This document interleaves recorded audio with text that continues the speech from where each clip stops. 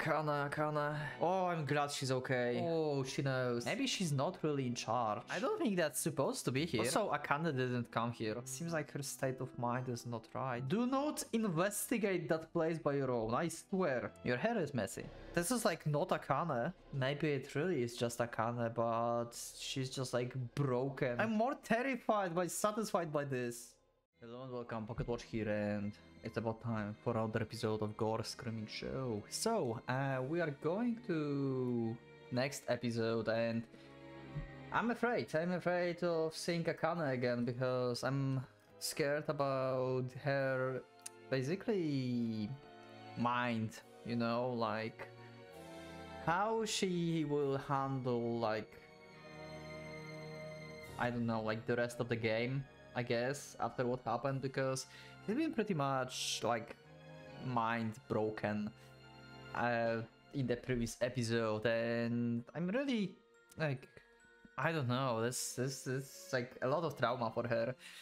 So I wonder, like, what happens? Is like Gore still like possessing her maybe or something, or maybe she's just like broken minded right now.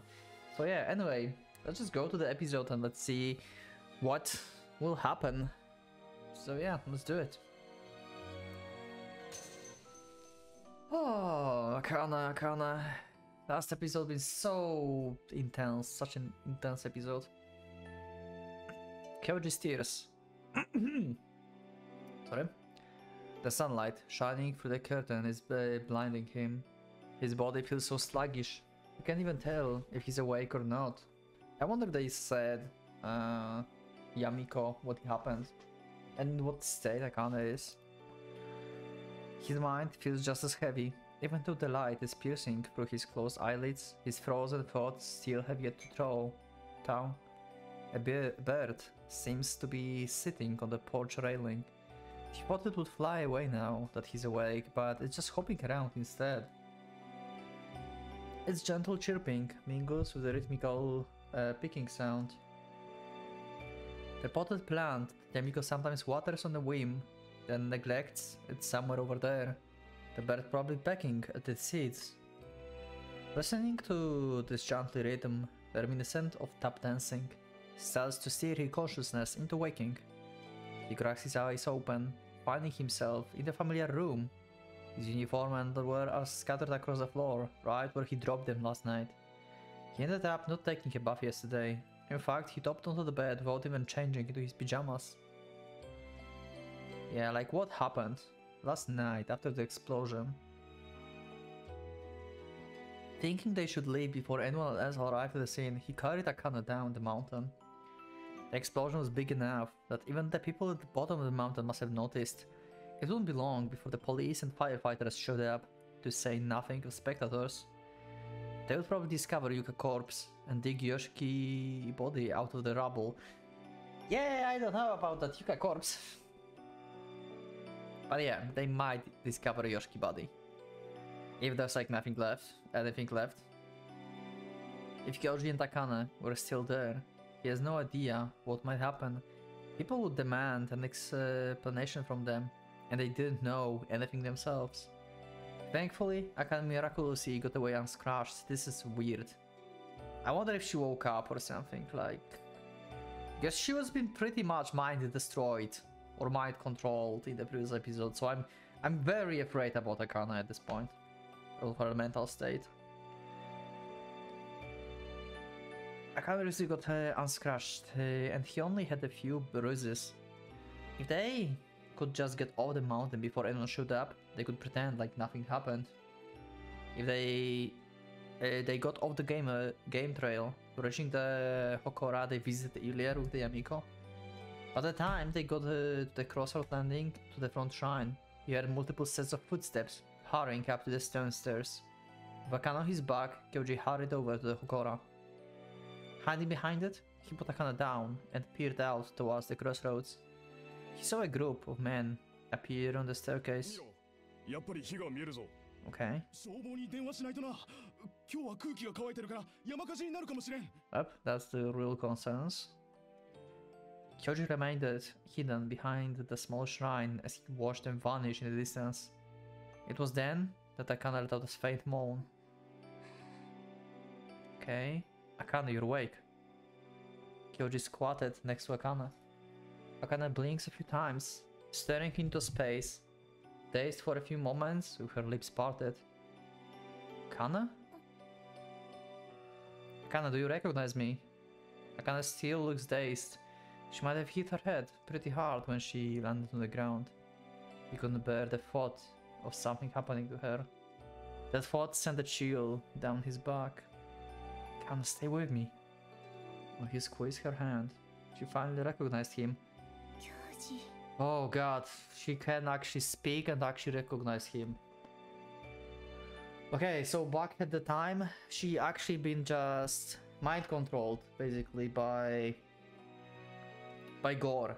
It's not like she just got like, I don't know, like her mind just got like destroyed from like, I don't know, some extreme events or something. I really thought like she will die or like die mentally. Oh, I'm glad she's okay. Oh. Are you awake? Oh, thank goodness. He let out a long sigh. His relief drained all the tension from his body. Akana's hand sheepishly squeezed his hand in return. Does it hurt anywhere? Did you hit your head? Akana simply smiled up at him without saying a word. Alright, but maybe you should go to the hospital, just to be safe on the side. And his lips trembled, but he somehow managed to suppress the emotion surging up in him. Saying his next words without letting his composure crumble. The old man, he's dead. Yeah. When Yoshiki said that the mansion would be gone, he must have been referring to that explosion. Yeah. Okay. If Kyoji had realized what he meant sooner, he could have stopped him. The sky beyond the trees was still red. He could hear the sirens of fire engines wailing in distance. Akana said nothing, simply staring blankly at Kyoji. They ended up leaving Mount Nishimori by blending in with the gathering spectators. Akana probably hit her head after all. Her gait seems unsteady at first, but soon enough she was walking just fine on her own again. Kyoji escorted her to the doorstep, at which she looked around inquisitively. Hey Akana, are you sure you're right? Akana spins in place for a moment, her skirt flapping.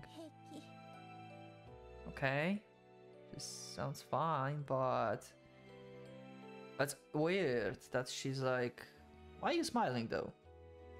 There's nothing to be smiling about. There must be something with her. I have a feeling like she doesn't behave normal. I don't know. Like something changed. Something is broken in her. Really? Shouldn't you go to the hospital just in case? She wordlessly shook her head and then waved at him, her eyes still looking a bit unfocused. Okay. And she's blushing. After that, Kyoji went home, the sirens of fire engines echoing in the distance. It felt like they were blaring for a long time. He doesn't really remember what happened next. He got the impression Yamiko asked him what happened, but he doesn't remember what he told her. When he got to his room, he pretty much went out like light. However, looking around made it pretty clear to him what happened after that. And now the long, heavy breath, Kyoji slowly sits up.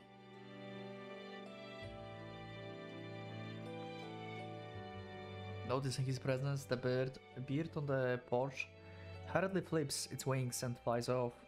The idea that something like yesterday happened in his average, uneventful life feels unreal. But yesterday events really did take place. His arching joints and the small darkening bruises dotting his body serve as a proof. Has Yoshiki body corpse been discovered yet? If it hasn't, he hopes they will discover it soon. At the very least, He deserves a proper burial. Yeah, and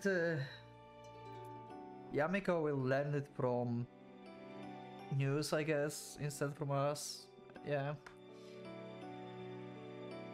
Though maybe it's not his place to say that, given he left Yoshiki behind on the verge of death and ran away. He feels disgusted, as if he was forced to drink bitter medicine. I mean, you didn't have really choice. It was like 1 or 2. You could not save everyone there.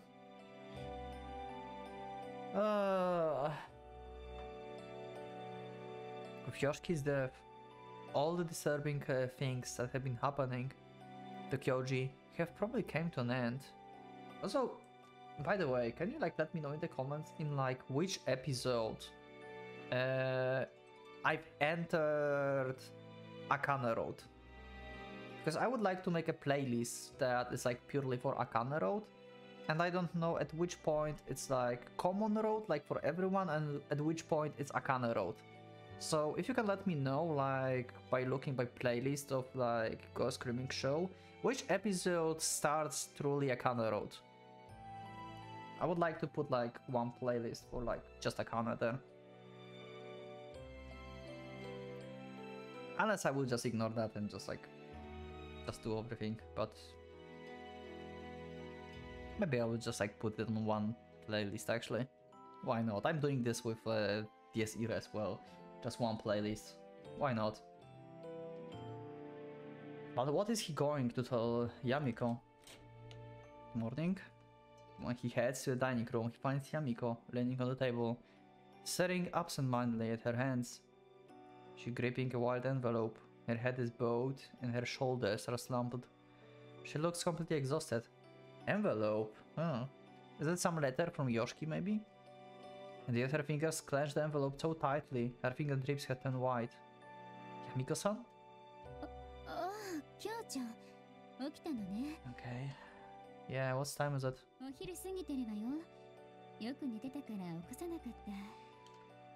Yamiko carries taps the envelope into her skirt pocket. Yeah. He doesn't have much of the appetite, but he nods anyway. But even as he does, he can't hide his confusion. Something feels off. After a moment he realizes what that is. It's the way she's talking. It's not her usual slow, calm manner of speaking. Her tendency to trail off. It sounds so normal. It doesn't feel right. Say, Yamiko-san, is something wrong? I don't know. Yamiko is reheating a bento in the kitchen. With his position, he can't really see her expression.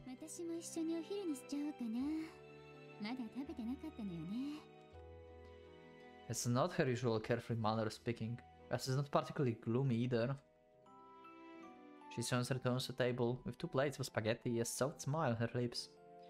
How does she feel about Yoshiki's continued absence? Maybe there was actually already news in the TV or something about that. And probably the letter is saying something, I will be dead, or something like that, you know, like he already knew. He has no idea. He still isn't sure if he should tell her anything or not. He doesn't know what happened with the fire yesterday, if any bodies were discovered, or what the media made of the whole affair. He has so much to ask, but he can't bring himself to do so. The TV is quietly playing something in the living room, but it's just a silly variety show. Having given it some thought, he casually asks her a question. Are you gonna heat up a plate for the old man? Yeah, just a casual, huh?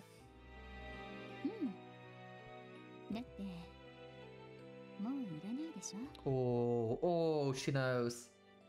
Unless the letter... Okay, there's another possibility. The letter is just saying that I'm leaving and not coming back. It's not like, you know, he's dead. He's just like not coming back. What do you mean by that? Yamiko places the plastic fork that came with the spaghetti on the table. The eyes gaze directly at Kyoji. Oh. She knows. Yamiko knows Yoshiki's dead. No, maybe she even knows. Maybe she even knows everything else to some degree.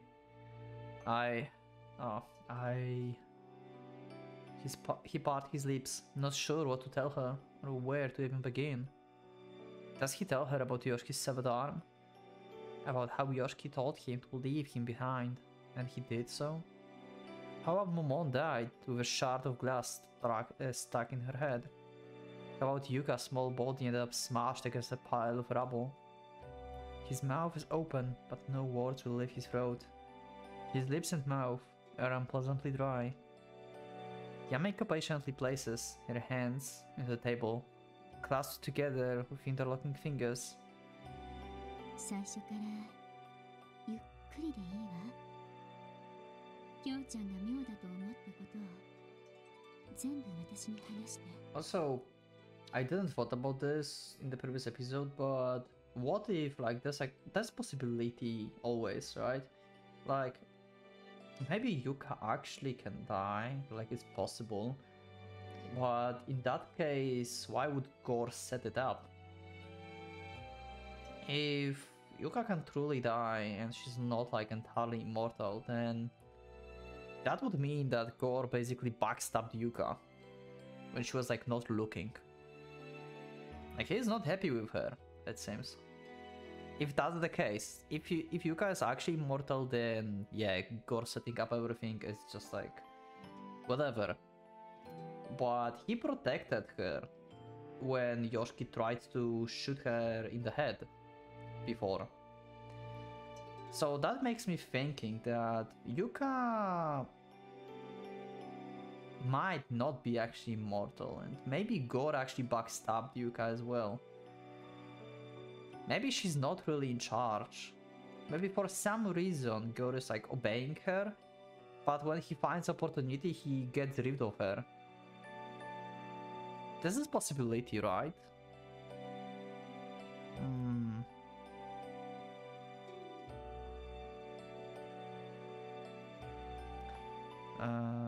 Start from the beginning. Yeah, know what I was saying. Yamiko-san,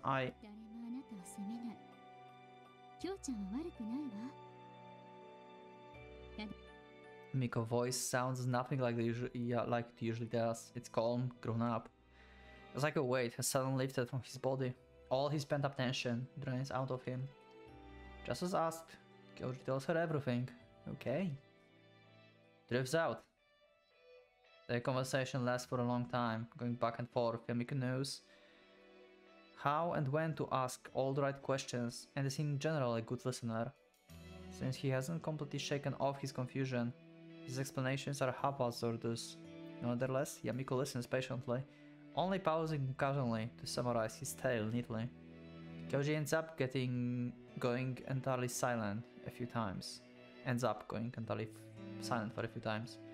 Whenever he wants to talk about Yoshiki, Kyoji memories of him playing the guitar and his dying body flash in his mind one after another, rendering him speechless. But every time that happens, Yamiko waits for him in silence. A half-eaten spaghetti sits between them, now completely cold. At some point, dusk begins to color the sky. The TV begins, showing the evening news. The female anchor briskly describing a small festival in some small country around there. Once he finished telling Yamiko everything, he's overcome with the intense exhaustion. It feels like every bone in his body has returned to mush. All that weight that he just like packed up inside just went off. Yamiko holds her fingers, pensively folding her hand under her chin. But after a while, she suddenly gets to her feet. The room suddenly brightens up. She switched the lights on. Wait, it was morning. Wow. We just skipped the whole day?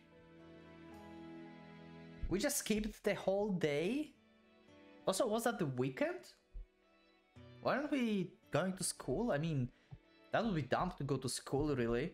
With like that kind of mood and everything, but wow, it really like went through. Why her skin is like that? Look at that. You see this, like her sprite? This fragment on her neck here? What is this? Do you know maybe? Can you let me know in the comments? I don't know, like... I don't think that's supposed to be here. What is it? It's not a collarbone. Collarbone goes like that. What is that?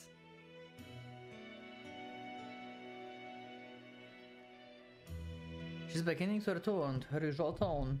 Koji manages a tired smile. Yamiko-san, do you believe me?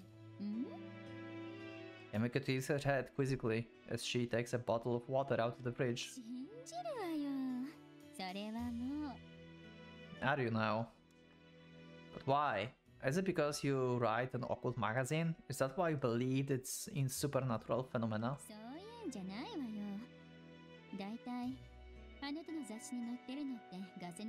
Yeah. I thought Abrase was like other occult magazines. Koji asked that question teasingly, but Yamiko answers with a straight face.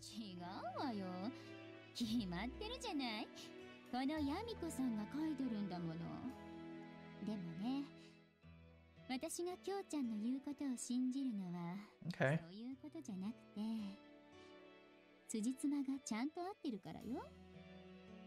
It is? Which part?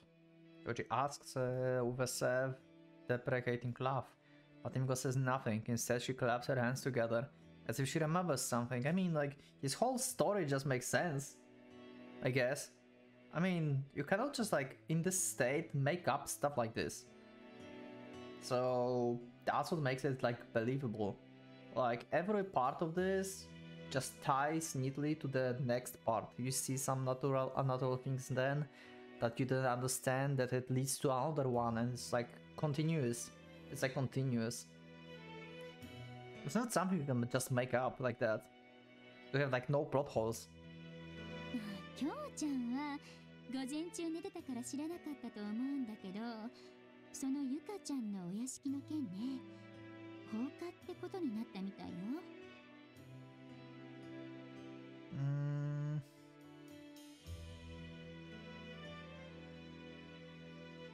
Oh, he didn't tell her everything. He didn't tell her about the ending.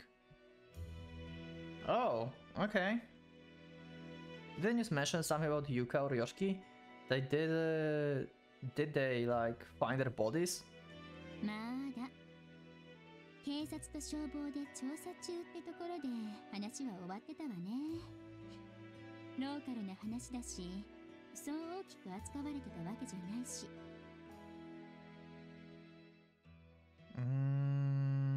Wait. No, because except for the money, but the mention with Yuka leaves, I think it was ruled as an arson. Oh, okay, so he told her about this, but she says like what public made out of this. Okay, my bad. Yeah. Right. This incident might have shaken Kyoji's entire worldview, but for the rest of the world, this isn't particularly a big deal. People frequently die in large numbers all around the world. There's always something big happening somewhere. Compared to those, this story is minor. Yeah, just like mansion just like got destroyed and they don't even know if like someone actually been there. Like if they didn't find any bodies, then they just can assume like this was just like, you know, just a mansion burning up. That's it.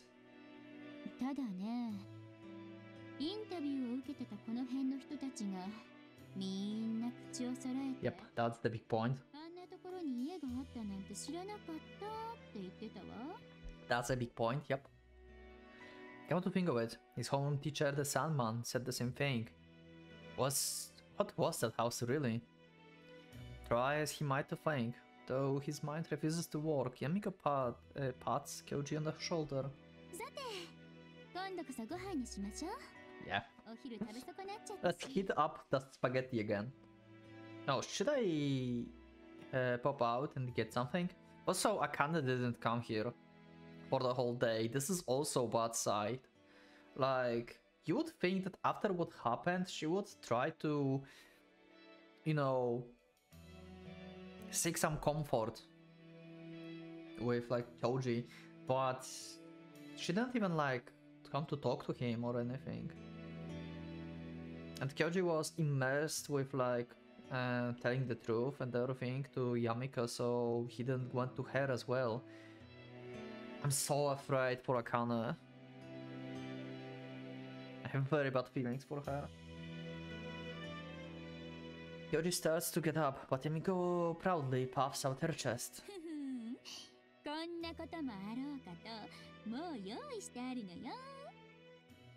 Huh? What? You actually cooked? そんなわけないでしょ。朝のうちにコンビニでお夕飯までばっちり買ってきておいたの。スパイシーハンバーグバンバンジー弁当と中華風味噌肉炒めドリアと地中海風ペンネパスタのミックス弁当のどっちがいい？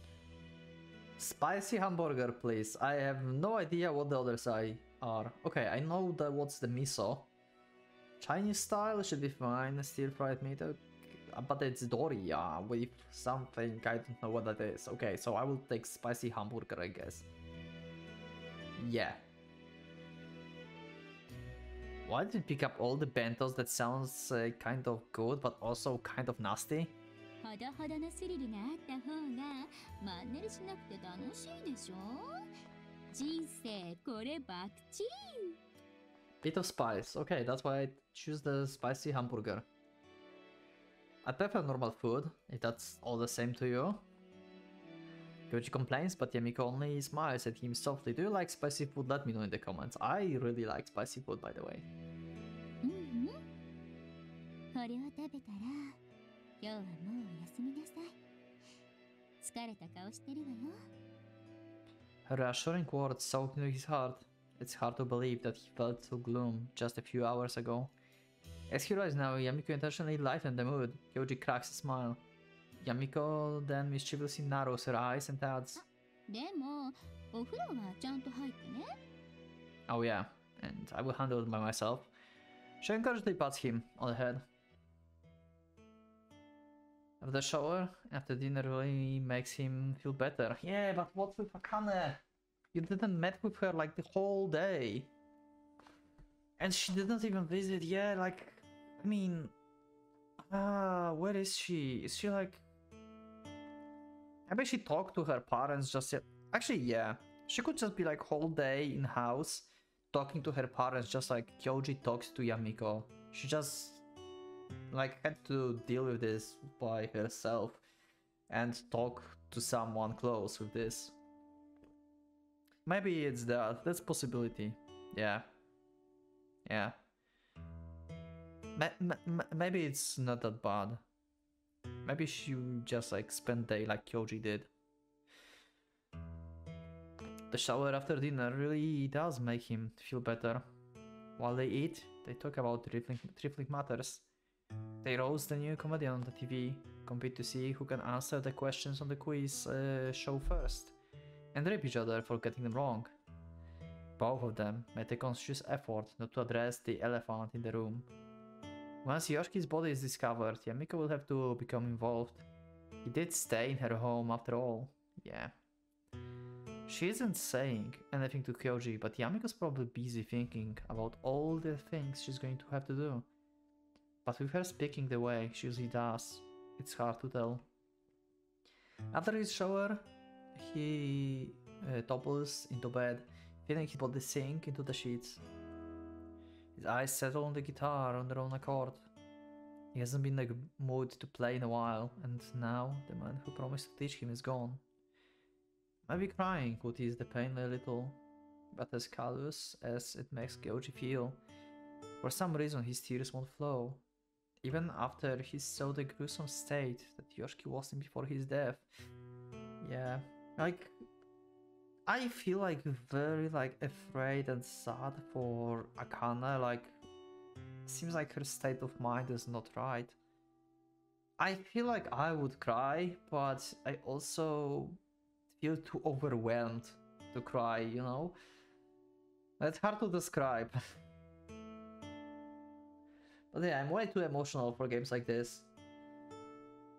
Yeah, there's a high chance I will cry during the series in general, but who knows? If this is going to be that intense every time, then maybe I will not cry. but pretty much with everything I played so far. I think with everything. Yeah, at some point I cried. Not sure if with Hanachirasu, maybe? Maybe a bit. We'll see.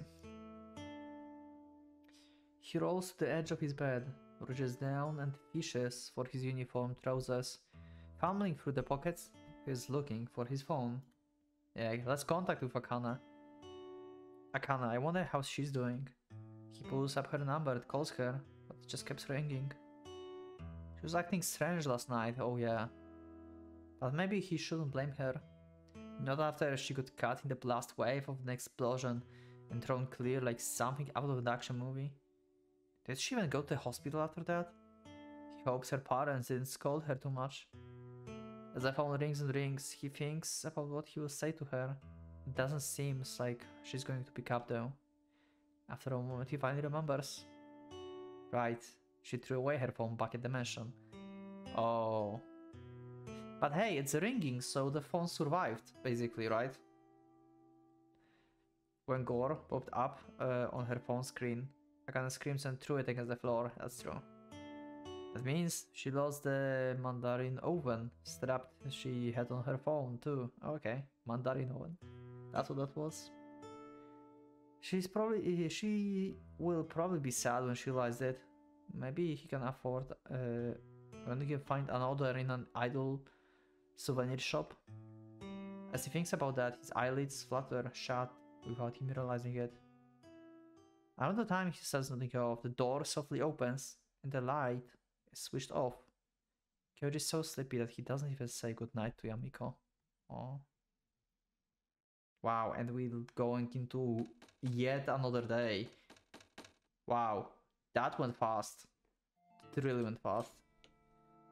Good huh? Himiko-san, are you going out? Ooh.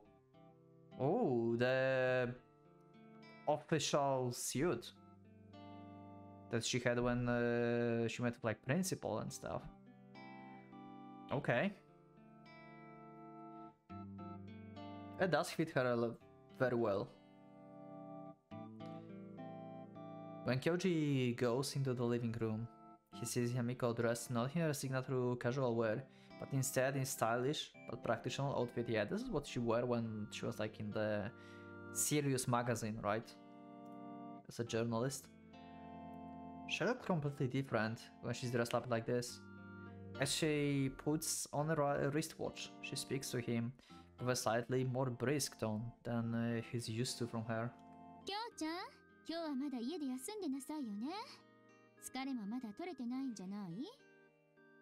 Kyoji frowns as she pours himself a cup of coffee from the machine. That's not really...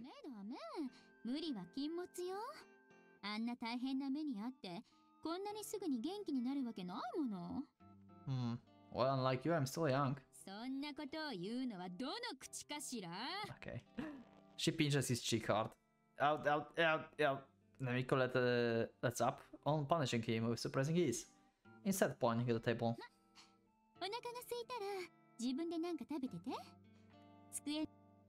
You're off to work?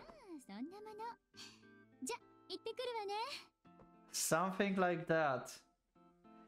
Yamiko, I would advise to not investigate Gore and Yuka by your own. Do not investigate that place by your own, I swear. I do not want to lose you as well. If they are both alive, you don't want to meet them. She waves and leaves the apartment in a hurry. She went from the joking tone to the normal one so quickly that he gets the feeling she was playing along with his joke.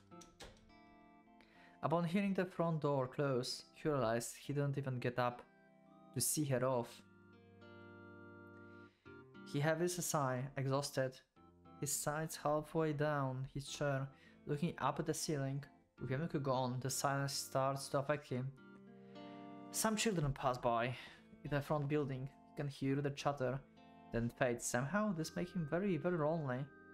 Come to think of it, where's Yoshi's, Yuka's, Momone's, and Gore's corpses ever discovered? Yeah, pretty much. Also, yeah, there is also Momone corpse that should be found. Kyoji wavers between reaching for the newspaper on the table and switching the TV on. His hands wanders between the remote and the newspaper, but eventually plops down between them, having taken neither. I wonder how Akana's doing.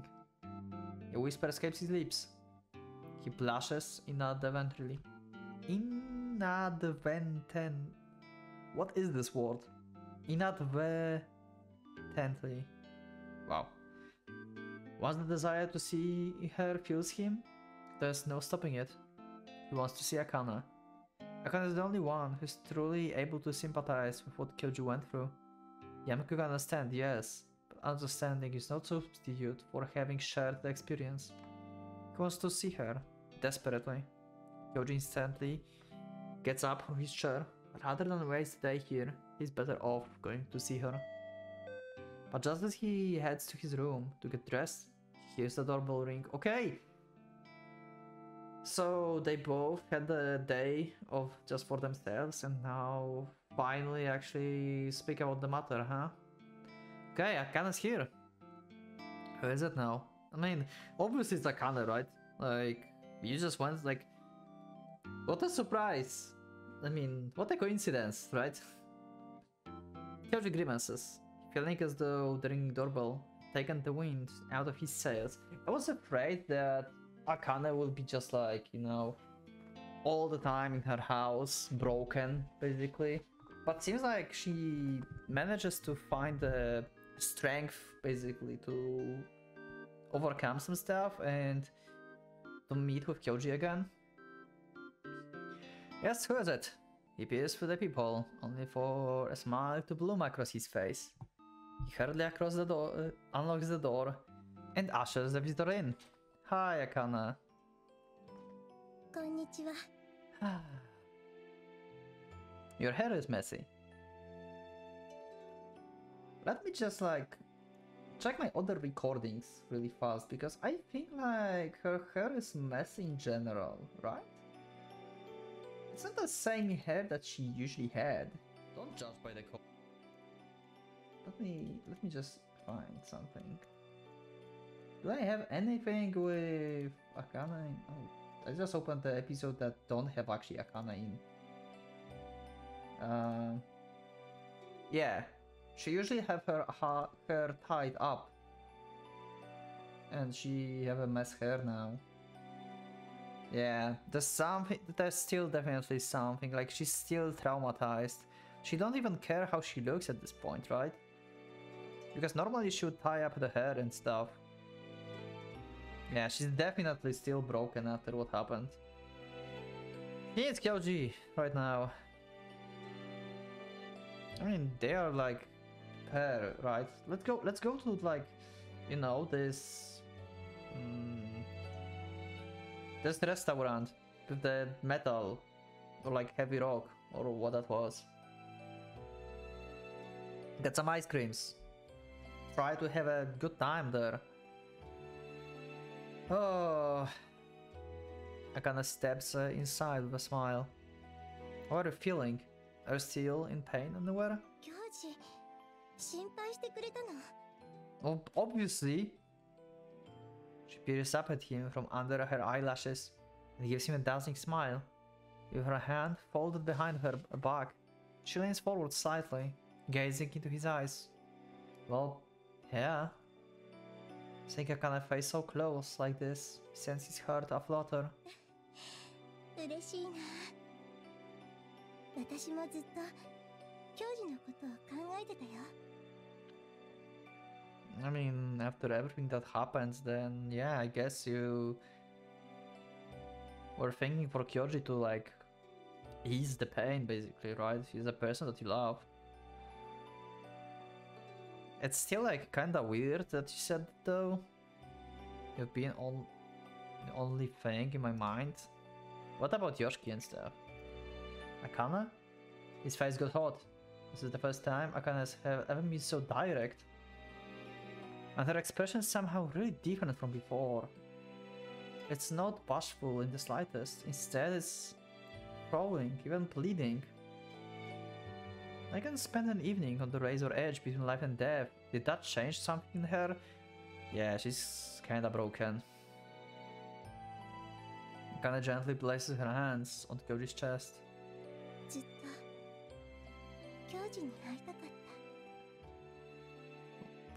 From one day? Akane, what's happening? Let's talk. She sweetly exhales those words. Oh, sorry. She stands on the tiptoe, bringing her face closer to his. A moment later, you can feel her lips touch his. Oh wow!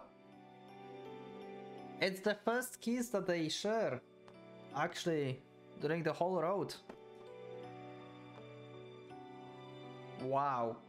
If you think about this, that means that what she experienced in the mansion puts on her bigger trauma than what happened to her when she was a child.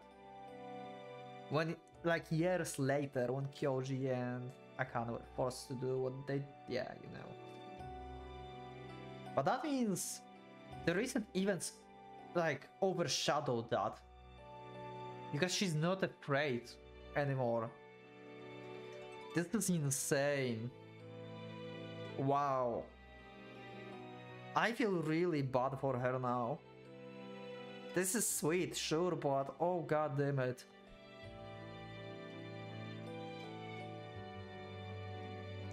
Oh, she'll never forget that. That mention. Hey. What? His face feels like it's on fire. What's gotten into you? I mean, after what happened just the other day, why are you so... Yeah. You kinda froze in displeasure.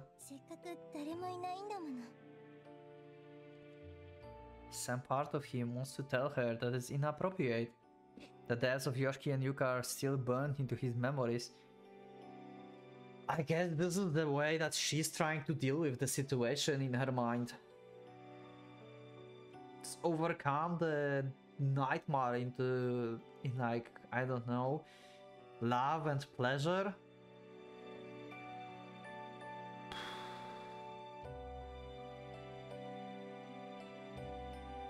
But Akane's right before him. Her large eyes glamming in and her words alluring seductive. Damn, you really go for Kyoji, holy shit. That really changed you. What happened? Akane wraps her hands around his back and presses her body tightly against his. Her soft breasts press against him. You can feel her crotch through her skirt. Even though he slacks, you can feel the softness of her thighs as she hooks one of her legs around his. She's really aggressive today. Holy crap. Her voice is sweet and coaxing. His reason flies out the window. Before he knows it, he's hugging Akane's slender body tightly. What is happening? God, what the fuck? Akane's face feels so very close to him in the dim room. Her lips somehow look redder than usual, with a glossy sheen to them. Her faint, sweet breath tickles his nostrils. What is happening? Her wide eyes gaze locked on him. There's something alien in the depths of those eyes, something that's vaguely alarming on some conscious level. What is going on? What he sees there wasn't like the lively, upbeat girl he knows, a moist, obstinate glint. As if transfixed by this glint, Kyoji finds himself unable to move as Akane's hands roam across his body. The soft touch of her hands stroking his crotch, however, makes him pull back reflexively. The 2 weeks since he moved back to this town and reunited with Akane have been tumultuous.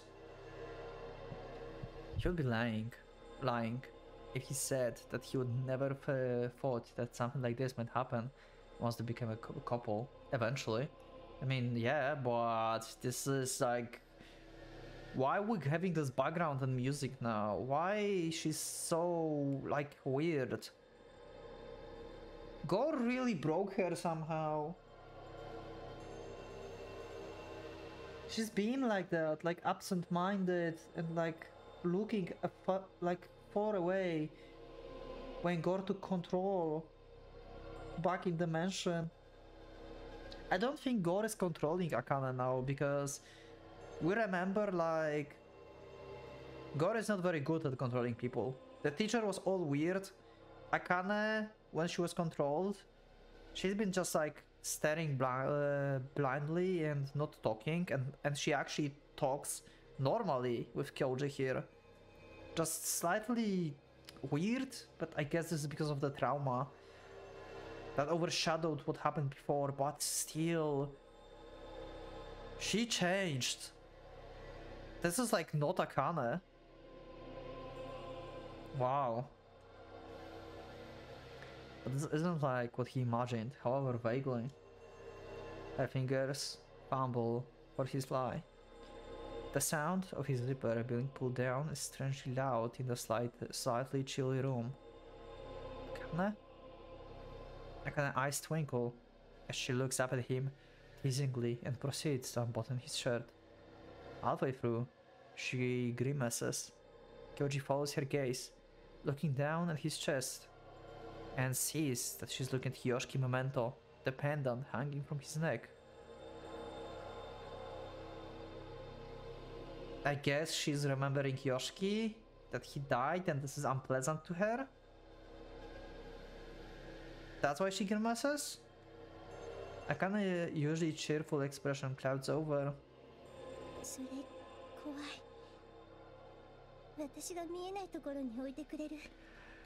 Oh god damn it, I'm so scared now.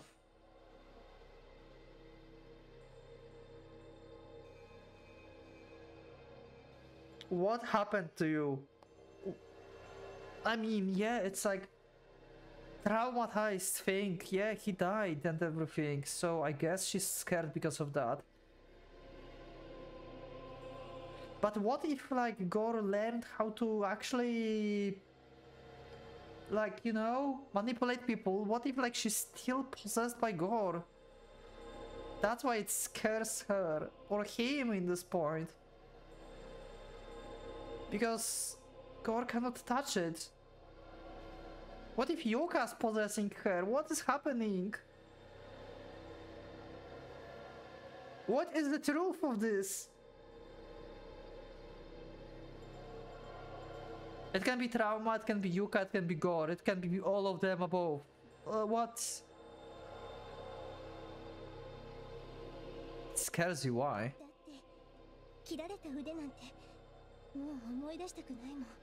That makes perfect sense. That goes into the fury of just being scared because of the traumatic events. I don't know. Akane? Something about Akane words feels off. It's a keepsake from Yoshiki, yet the way she speaks of it is just horrible. At the same time, he can't really argue with her reasoning either. She's also a girl. Such a vivid and painful memories with the grotesque side might have been too much for her to bear. He has a feeling that the old Akane would never have said this. Yeah, but then she's been acting more feminine lately. That's what scares me. With that in mind, he nods and takes off the pendant, seeing as the mere sight of it makes her feeling so awful. He safely tucks it away in his desk's drawer. As he returns to the bed, he sees that Akane looks relieved now. The moment he came close to her, she brings her lips to his member without hesitation. Okay, so we have like actually a scene with weird as fuck Akane. Okay.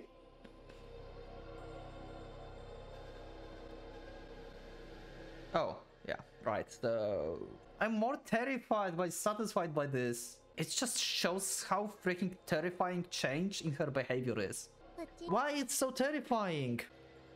Her face moves even closer, letting her passionate panting wash over across his skin. Her eyes, which retain the youthful light, stare directly into this. I don't think Muramasa scenes were that detailed. I really don't think so. This is terrifying. What the fuck? This is messed up. Is she like escaping from reality with this? Like what happened in the mansion to her? What is going on?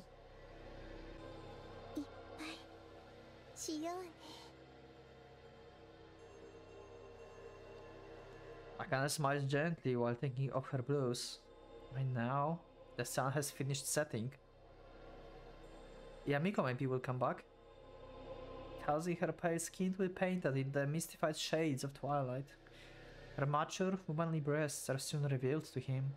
They're faintly quivering. Was Akane combing her hair with finger like that before?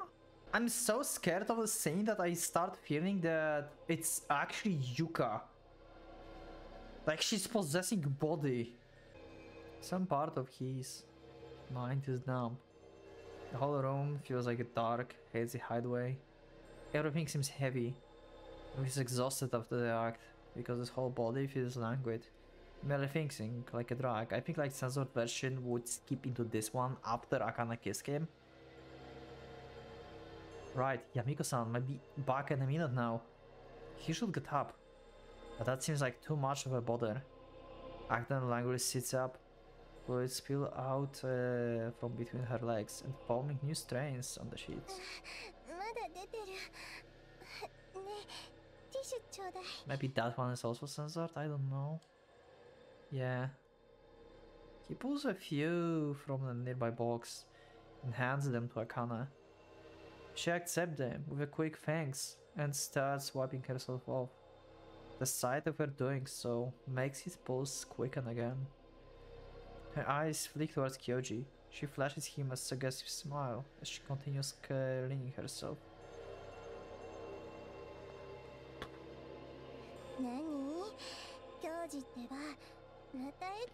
No! Go back to yourself. To your old self, Akane. Just what the fuck is happening with you? No, not in particular. Hey, what are you saying?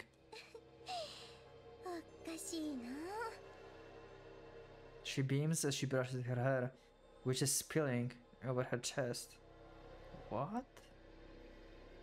Now that the heat of the trees is starting to die down, you realize that the room is even darker and colder than it was when Akane came in.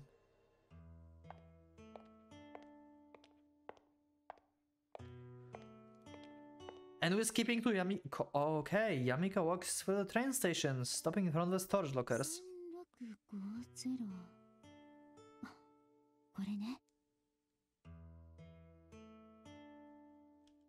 She produces a manila envelope from her pocket. Inside the envelope is a key. After confirming the number on the key, she inserted it into the keyhole. But when she tries to turn the key, it won't budge. On the closer inspection, the digital on the screen door displays a negative balance.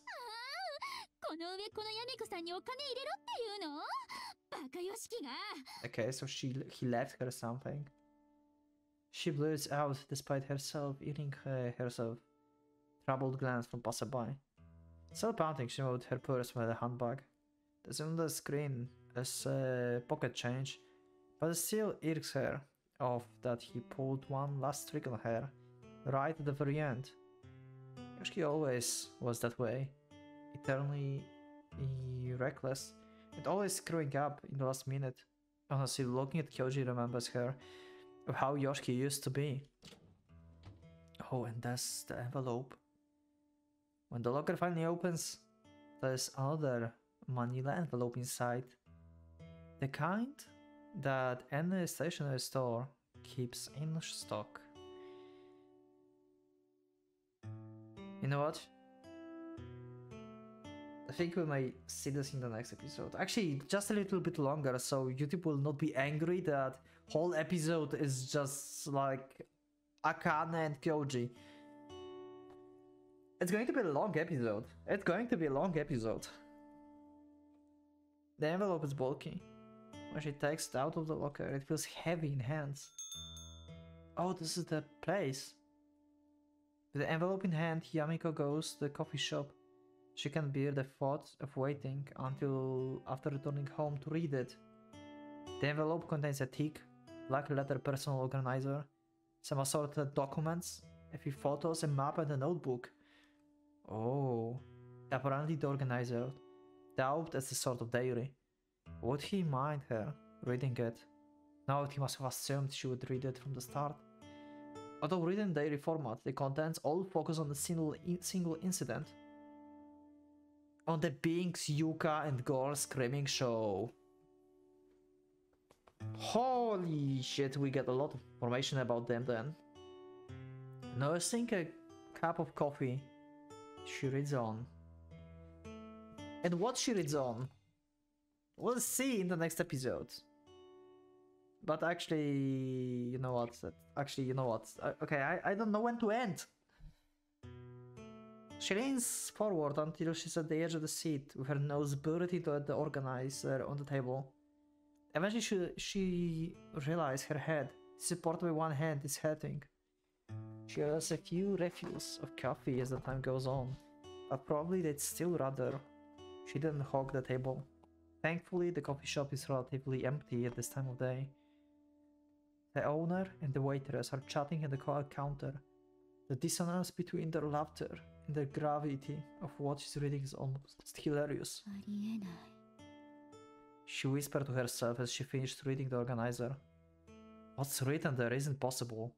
It's what that fishy quality of something published in the occult magazine. The contents are such that even Yamiko of all people thinks so.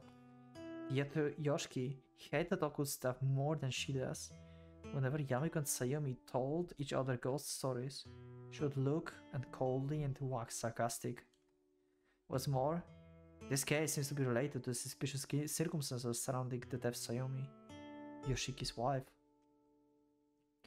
At least as for Yoshiki was concerned, that what's written in here is the truth.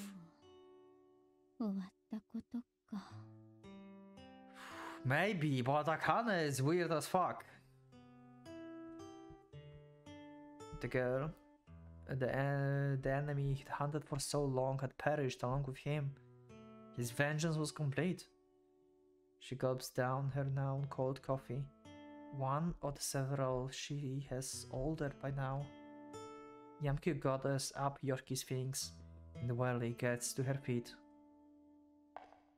On the way home, she stops by the convenience store to buy 2 bentos. Hopefully Kyoji has cheered up a little. After seeing so many impossible things in such a short period of time, it's taken more of a toll on him. He's still young, so he should recover quickly, but... She can't help but laugh at herself. She might very well have a harder time getting over Yoshiki's death than Kyoji. Her childhood friend is dead. With that realization weighing heavily on her mind, Yamiko walks slowly through the night. I don't know if I will end episode here or not, okay? I literally have no idea, but I will save just in case if I want to cut here. Just a little longer to see if like there will happen something. If not, then I will include this. Because I don't want, like, you know, H scene in the beginning of the episode. But I don't know. Maybe you see fading away now. Or maybe not, who knows. When she opens the door and calls out, there's no answer, even though Kyoji should be home by now. Silence hangs over the apartment and the lights are off. Puzzled, Yamiko switches on the lights and has a look around. She peers into the living room, but everything looks exactly as it did when she left this morning, save for Kyoji's absence. With a bento box in hand, she heads towards Kyoji's room. So many bad things have happened recently. Maybe she should surprise him in his sleep, make him laugh a little. With that in mind, She throws his door open without any warning. Whoa! Yamiko is wild in disbelief as Kyoji jumps up in his bed. What the hell? Don't just burst in without knocking. Kyoji quickly zips up his legs. Hiding behind him is another figure. The curtains are closed, making the room quite dark. Yet even without being able to clearly see, Yamiko can recognize the half-naked girl behind Kyoji's, Akane. What do you mean half? Okay, I guess they were like dressing up.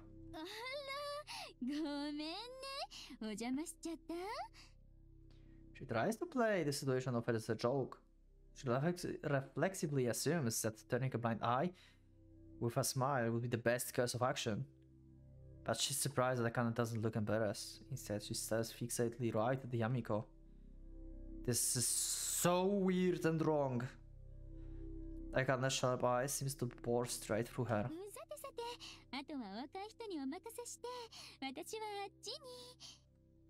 But right as Yamiko spins around, Akane suddenly lets out a suctioning moan. What the hell?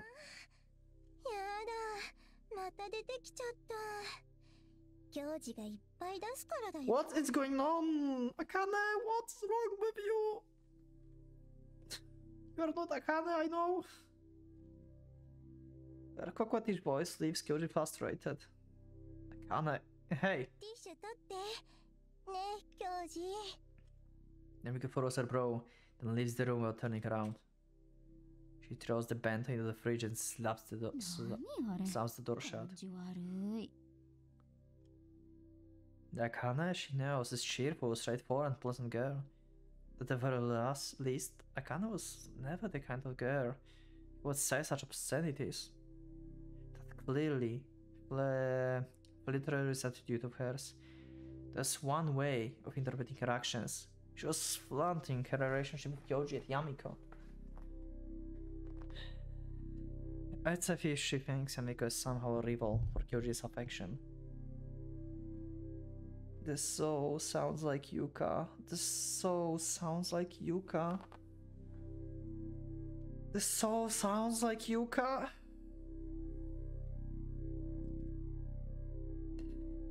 Well, a girl of her age might think that way when she's in love. But still, up until just recently, a relationship with Akane was the kind of sisterly love you would expect from a student her age. Why did the relationship change so suddenly? Was it the plot of the horror movie? What? We're going through a terrifying experience like two people succumb to an act of passion, changing the nature of the relationship. Yeah, that changed her drastically, like holy shit drastically. Yeah, she whispered it to herself before she realized it, pulling her out of her thoughts. Something about Kana's behavior rubs her the wrong way. But at the same time, maybe she's being unreasonable. Yoshiki was her childhood friend.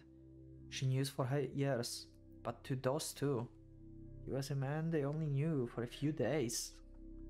She can't very well demand that they observe a period of the morning.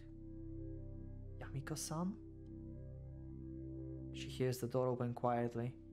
Kyoji's tone is subdued, which prompts Yamiko to answer in cheerful, teasing tone. She went home. Okay, guess through the window.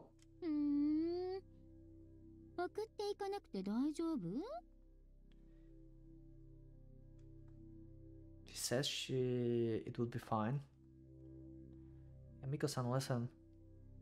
Kyoji fidgets for a moment, unsure of what to say, but eventually he musters his courage and resolve. Resolutely lifts his head. Listen, I'm sorry that you had to see that, but... I mean, objectively, he might not have done anything wrong, but he's probably still feels guilty and wants to confess to someone. But after what happened, Yamiko is in a bit of teasing mood. As unreasonable as it might be for her to indulge herself, she's still shaken by Yoshiki's passing. 彼女のことが好きだからしたんでしょ？二人が決めたんなら親じゃないんだから私がどうこう言うことじゃないわ。それでも謝るってことは悪いことをしたと思ってるのかしら？ And Miko-san has to admit that was mean even by her standards. He awkwardly averts his gaze and hangs his head. I mean, not really. いいけどね。学生のうちはゴムくらいちゃんとつけなさいよ。子供ができたら責任取れないでしょ。I know that. Well, it's too late now. But maybe, like, she will not end up pregnant. It's not 100% chance, so who knows? Maybe they're lucky. Without Mabel's answer, Kyoji leaves the room. Now, all that's left is the bitter aftertaste of having bullied someone. 弱い者いじめか。She shrugs with a wry smile.